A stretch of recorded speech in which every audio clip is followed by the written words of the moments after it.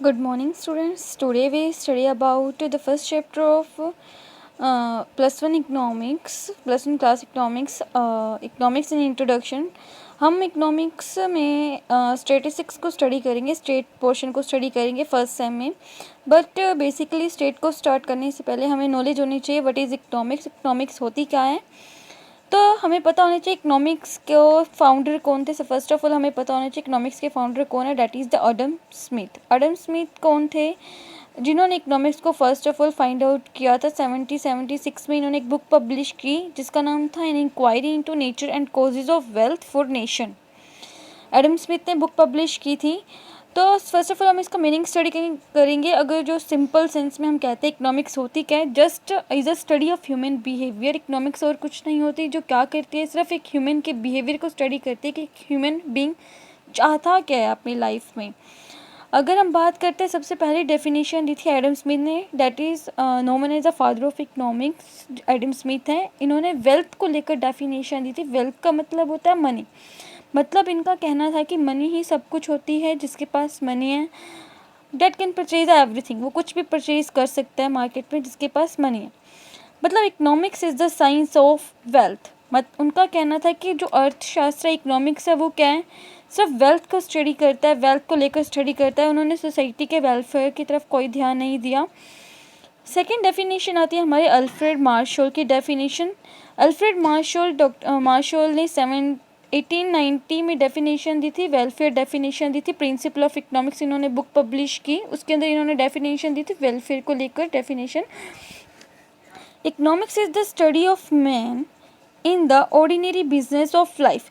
Economics का एक man की स्टडी करता है. कहाँ पे? रियल लाइफ सोसाइटी के अंदर एक मैन की स्टडी करता है. It inquire how to get his income and how is use it. कि एक पर्सन सोसाइटी में रहकर अपने इनकम को कैसे इंक्वायर करता है और कैसे उस मनी को स्पेंड करता है. ये डेफिनेशन दी थी अल्फ्रेड मार्शल ने. इन्होंने डेफिनेशन दी थी वेलफेयर को लेकर. डेफिनेशन इनका कहना था कि मनी ही सब कुछ नहीं होती. एक पर्सन का, एक सोसाइटी का भी क्या होना चाहिए, वेलफेयर होना चाहिए.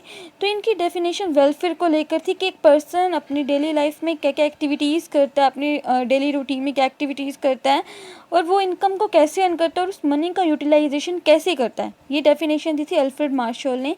आपको ये बता दो, आपको ये डेफिनेशन लर्न नहीं करनी. सिर्फ लास्ट टाइम पेपर में क्या था कि डेफिनेशन के साथ राइटर के नेम आ गए थे कि वेल्थ की डेफिनेशन किसने दी थी. तो आपको पता होना चाहिए वेल्थ डेफिनेशन किसने दी थी. एडम स्मिथ ने दी थी. और वेलफेयर डेफिनेशन किसने दी थी? डॉक्टर अल्फ्रेड मार्शल ने दी थी. उसके बाद है हमारी थर्ड डेफिनेशन है प्रोफेसर लॉर्ड रॉबिन्सन ने दी थी स्कार्सिटी की डेफिनेशन. अगर हम स्कार्सिटी का मतलब बताएं तो स्कार्सिटी का मतलब होता है किसी चीज़ की कमी होना, लिमिटेड रिसोर्सेज. अगर हम बात करते हैं डेफिनेशन स्टडी करने से पहले कि स्कार्सिटी, अगर हम अपनी ही बात करते हैं, क्योंकि इकोनॉमिक्स का एक ह्यूमन बिहेवियर की स्टडी करना होता है. तो अगर हम अपनी स्टडी करें तो हमें पता है कि इकोनॉमिक्स को हम डेली लाइफ में स्टडी करते हैं. एक पर्सन की वांट्स क्या होती हैं? अनलिमिटेड होती है. अगर हम अपनी वांट्स की भी बात करें तो अनलिमिटेड हमारी वांट्स होती हैं, इच्छाएं हमारी बहुत सारी. लेकिन उसको पूरा करने के लिए क्या हमारे पास रिसोर्सेज हैं? नहीं, रिसोर्सेज तो इतने हमारे पास है ही नहीं. लिमिटेड रिसोर्सेज है हमारे पास.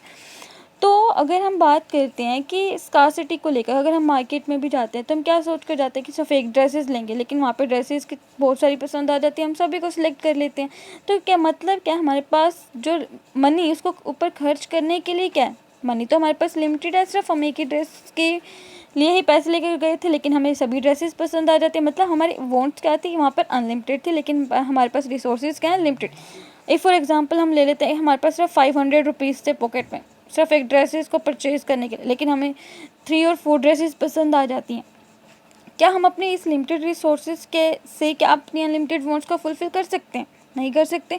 तो स्कार्सिटी को लेकर डेफिनेशन दी थी प्रोफेसर लॉर्ड रॉबिन्सन ने दी थी. क्या थी? Economics is the science which studies human behaviour as a relationship between the end and scarce means which have the alternate uses.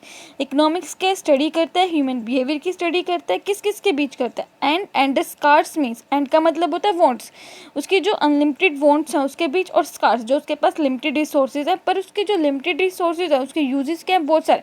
अब देखो ये 500 रुपीज़ है, हम इसकी अपनी ड्रेस भी ले सकते हैं, लेकिन अब अपनी ड्रेस की बजाय अगर हम सोचें तो हम इसका स्पेंड यूटिलाइजेशन कहीं और भी कर सकते हैं, अपनी स्टडी को लेकर कर सकते हैं, हम फीस, ट्यूशन फीस वगैरह कुछ पे कर सकते हैं, स्कूल में फ़ीस पे कर सकते हैं, अपनी बुक्स के ऊपर यूटिलाइजेशन कर सकते हैं। मतलब क्या है, हमारे पास जो रिसोर्सेज हैं उसके अल्टरनेट क्या है, यूजेस। तो डॉक्टर प्रोफेसर लॉर्ड रॉबिन्सन ने स्कार्सिटी की डेफिनेशन दी थी। उनका कहना था कि एक पर्सन की वांट्स क्या है, अनलिमिटेड है, लेकिन उसके पास रिसोर्सेज कैसे हैं, स्कार्स है, लिमिटेड है, और उनके यूजेस कैसे हैं, अल्टरनेट है, बहुत सारे हैं। फोर्थ डेफिनेशन दी प्रोफेसर सैमुअल्सन ने, उन्होंने ग्रोथ ओरिएंटेड को लेकर डेफिनेशन दी थी। सबसे best definition growth oriented definition मानी जाती है, क्योंकि इन 3 डेफिनेशन का कॉम्बिनेशन किसके अंदर है, ग्रोथ ओरिएंटेड डेफिनेशन के अंदर मिलता है। Economics is the science that studies those activities of man. Economics क्या है, साइंस है, किसकी स्टडी करती है, उन एक्टिविटीज़ की स्टडी करता है मैन की, which undertake to maximise is satisfaction, जिसमें एक पर्सन क्या चाहता है, मैक्सिमम सेटिस्फेक्शन चाहता है, by make a proper use of scarce resources, अपने लिमिटेड रिसोर्सेज को प्रॉपर यूटिलाइजेशन करके क्या चाहता है, एक ह्यूमन बीइंग मैक्सिमम सेटिस्फेक्शन चाहता है। तो economics is the science that studies those activities of man. Economics क्या एक तरह का विज्ञान है, क्या करता है, स्टडी करता है, उन एक्टिविटीज़ के बारे में स्टडी करता है जिससे एक पर्सन अपने लिमिटेड रिसोर्सेज को यूज़ करके क्या चाहता है, मैक्सिमम सेटिस्फेक्शन चाहता है। तो एक बार ओवरव्यू, एडम स्मिथ ने वेल्थ डेफिनेशन दी थी, डॉक्टर अल्फ्रेड मार्शल ने वेलफेयर की डेफिनेशन, प्रोफेसर लॉर्ड रॉबिन्सन ने स्कार्सिटी को लेकर डेफिनेशन दी थी, एंड प्रोफेसर सैमुअल्सन ने किसकी डेफिनेशन दी थी, ग्रोथ ओरिएंटेड की डेफिनेशन दी थी।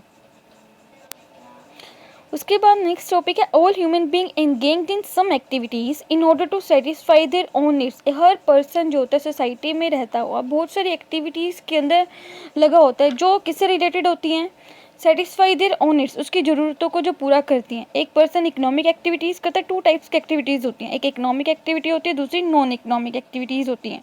अगर हम बात करते हैं इकोनॉमिक एक्टिविटीज़ की, मतलब जितनी भी एक्टिविटीज़ मनी को अर्न करने से रिलेटेड होती है, that is called economic activities.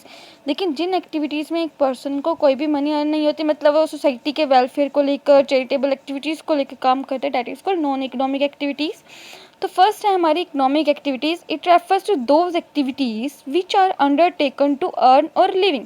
वो एक्टिविटीज़ होती है इकोनॉमिक एक्टिविटीज़ जो उसमें एक पर्सन क्या करता है, अपनी मनी को अर्न करता है रहने के लिए, जीवित रहने के लिए। एक पर्सन जितने भी एक्टिविटीज़ करता है मनी अर्न करने के लिए, अपनी लिवलीहुड के लिए, that is called economic activities होती हैं। अगर हम बात करते हैं एक पर्सन अगर बिजनेस स्टार्ट करने जा रहा है, तो उस बिज़नेस को स्टार्ट करने के लिए सबसे पहली बात उसको लैंड चाहिए जिसके ऊपर वो बिज़नेस इस्टेब्लिश करेगा, और उसको ऊपर लेबर चाहिए काम करने के लिए। ऑब्वियस सी बात है, अगर बिजनेस स्टार्ट किया जा रहा है तो प्रोडक्शन कौन करेंगे, लेबर ही करेंगे प्रोडक्शन। तो कैपिटल, उसको चलाने के लिए हमें क्या चाहिए, कैपिटल चाहिए। ऑब्वियस सी बात है, मनी तो चाहिए हमें उसके ऊपर। एंटरप्रेन्योर जो उस बिज़नेस को स्टार्ट करे, जो अपनी मेंटलिटी को यूज़ करेगा, उस बिज़नेस को स्टार्ट करेगा। अगर हमने किसी पर्सन से, अगर एक कोई बिजनेसमैन बिजनेस स्टार्ट कर रहा है तो उसके पास लैंड नहीं है, अगर वो लैंड किसी पर्सन से होल्ड करता है तो उसके ऊपर वो क्या पे करता है, रेंट पे करता है। अगर एक लेबर वर्क कर रहा है तो किस लिए काम करता है, वेजेस अर्न करने के लिए। अगर हमारे पास कैपिटल है, खुद की कैपिटल, अगर हम ऑब्वियस ही बात अपने बिजनेस में इन्वेस्ट करेंगे तो ज़्यादा इंटरेस्ट मिलेगा एज़ कंपैरिजन टू हम उसको बैंक में इन्वेस्टमेंट करें। तो कैपिटल के ऊपर क्या मिलता है, इंटरेस्ट। एक एंटरप्रेन्योर किस लिए काम करता है, एक बिजनेस। एंटरप्रेन्योर कौन होता है, that is the owner of the business. जो बिजनेस को स्टार्ट करता है वो किस लिए वर्क करता है, प्रॉफिट अर्न करने के लिए वर्क करता है। तो एक इकोनॉमिक एक्टिविटीज़ के अंदर ये सभी एक्टिविटीज़ की बात करें तो ये किससे रिलेटेड है, मनी से रिलेटेड। रेंट दे रहे हैं तो मनी की फॉर्म में वेजेस दी जा रही है लेबर को, डैट इज़ मनी की फॉर्म में। कैपिटल के ऊपर इंटरेस्ट मिल रहा है, डैट इज़ द मनी की फॉर्म। अगर जो एंटरप्रेन्योर प्रॉफिट ले रहा है वो भी मनी की फॉर्म में ले रहा है। तो हमारे 4 फैक्टर मोस्ट इंपॉर्टेंट फैक्टर माने जाते हैं, ये लैंड, लेबर, कैपिटल और एंटरप्रेन्योर, जो एक बिजनेस को स्टार्ट करने के लिए मोस्ट इंपॉर्टेंट माने जाते हैं। हमारी 3 एक्टिविटीज़ होती हैं बिजनेस के अंदर। एक होती है, सबसे पहले डिस्कस करते हैं फर्म और कंज्यूमर। देखो फर्म क्या करती है, गुड्स और सर्विसेज का प्रोडक्शन करती है और किसको देती है, कंज्यूमर को देती है। देन कंज्यूमर क्या करता है, उसके ऊपर मनी पे करता है। ऑब्वियसली बात है, हम किसी से गुड्स और सर्विसेज परचेज करेंगे तो हम बदले में क्या देते हैं, मनी देते हैं। फर्म क्या करती है, प्रोडक्शन करती है, और जो हमारा कंज्यूमर है वो क्या करता है, कंजप्शन। कंज्यूमर कौन होता है, वो पर्सन होता है जो कंज्यूम करता है गुड्स और सर्विसेज को। एक होता है कस्टमर, एक होता है कंज्यूमर। कस्टमर और कंज्यूमर में भी डिफरेंस है। कस्टमर कौन होते हैं, जो गुड्स और सर्विसेज को परचेज करके लेता है, लेकिन कंज्यूमर कौन होते हैं, जो एक्चुअल में उस गुड्स और सर्विसेज को कंज्यूम करता है, that is called consumer. Consumer क्या करता है, कंजप्शन करता है, वस्तु और सेवाओं को क्या करता है, कंजप्शन करता है, गुड्स और सर्विसेज को कंज्यूम करता है। अब इनके बीच एक एक्टिविटीज़ और आ जाती है, डिस्ट्रीब्यूशन। इन दोनों के बीच प्रोडक्शन भी हुआ, कंजप्शन भी कर रहा है। डिस्ट्रीब्यूशन किसका हो रहा है? गुड्स और सर्विसेज का, और बदले में क्या की जा रही है? पेमेंट। तो 3 एक्टिविटीज़ मोस्ट इंपॉर्टेंट एक्टिविटीज़ मानी जाती है हमारी इकोनॉमिक्स में, production, consumption and distribution. Production, एक जो प्रोड्यूसर है गुड्स और सर्विसेज को प्रोड्यूस करता है, पर वो क्या चाहता है कि उसकी कॉस्ट क्या है? मिनिमम से मिनिमम, और प्रॉफिट क्या हो उसको? मैक्सिमम से मैक्सिमम हो। उसके बाद आती है हमारी कंजप्शन की एक्टिविटी। कंजप्शन में क्या करता है? कंज्यूमर गुड्स और सर्विसेज को कंज्यूम करता है और अपनी लिमिटेड मनी को इस फॉर्म में स्पेंड करता है, उसको क्या मिले? मैक्सिमम सेटिस्फेक्शन मिले। थर्ड एक्टिविटी होती है हमारी डिस्ट्रीब्यूशन। डिस्ट्रीब्यूशन में कंज्यूमर, डिस्ट्रीब्यूशन की बात करें तो एक इकोनॉमिक्स, जो एक बिजनेसमैन होता है वो क्या करता है? गुड्स और सर्विसेज को प्रोडक्शन करने के बाद क्या करता है? जो उसको मनी रिसीव होते हैं सेल करने के बाद, उन गुड्स और सर्विसेज के ऊपर जो मनी रिसीव होता है, रेवेन्यू जनरेट होता है, उसका क्या करता है? डिस्ट्रीब्यूशन करता है। किस फॉर्म में करता है? लैंड, जिससे उसने लैंड बोरो किया है, लीज पर लिया, उसको क्या देगा? रेंट देगा। लेबर उसने हायर किया, उसको क्या देगा? वेजेस देता है। कैपिटल के ऊपर क्या देगा? इंटरेस्ट। और एंटरप्रेन्योर को क्या पे करता है? प्रॉफिट पे करता है। ये थी हमारी इकोनॉमिक एक्टिविटी, जो किससे रिलेटेड होती है? मनी अर्न से रिलेटेड होती है, that is called economic activities. Second आती है हमारी non economic activities. It refers to those activities which are not concern with money और वेल्थ। वो एक्टिविटीज़ होती है नॉन इकोनॉमिक एक्टिविटी जो मनी से या फिर वेल्थ से रिलेटेड नहीं होती। वेल्थ का मतलब भी मनी होता है।